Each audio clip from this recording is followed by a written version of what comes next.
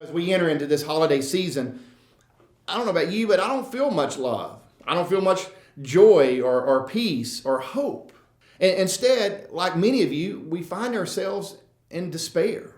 Despair is felt by the man who's waiting to see if his job is going to be the next one being cut. Despair is heard in the voice of the homeowner who is losing her American dream.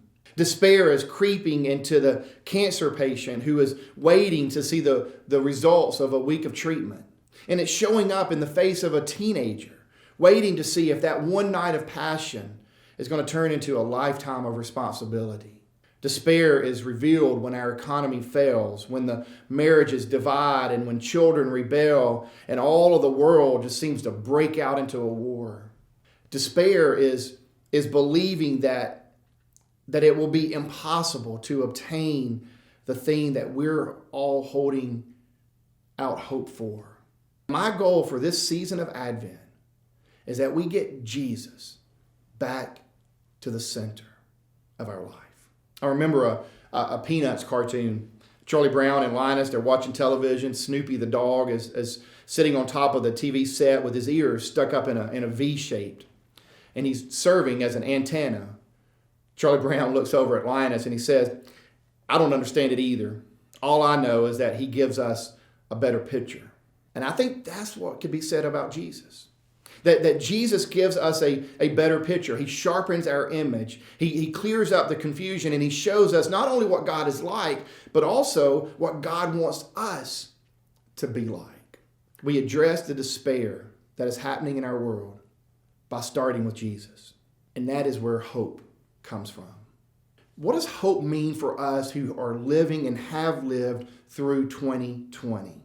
Hope is having assurance that God is at work, even in the midst of the chaos that we create.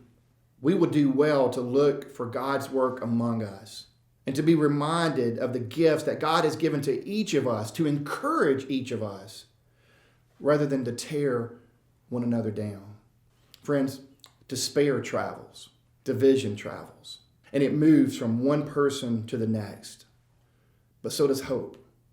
And if there's one thing that I want to be contagious in this world, it's hope. In the Bible, God seemed to show up in the place of people's greatest fears. You ever notice that?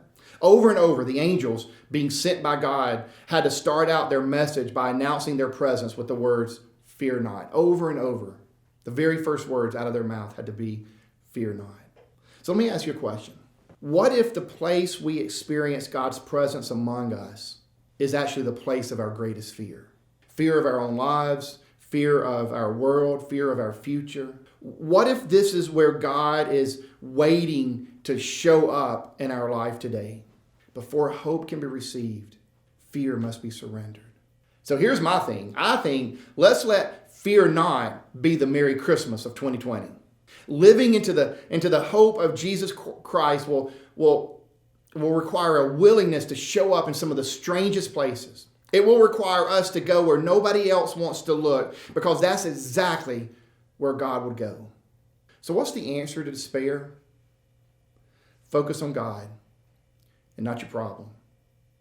Center your life on Jesus and spread hope like it's a virus. Let fear not be the Merry Christmas of 2020.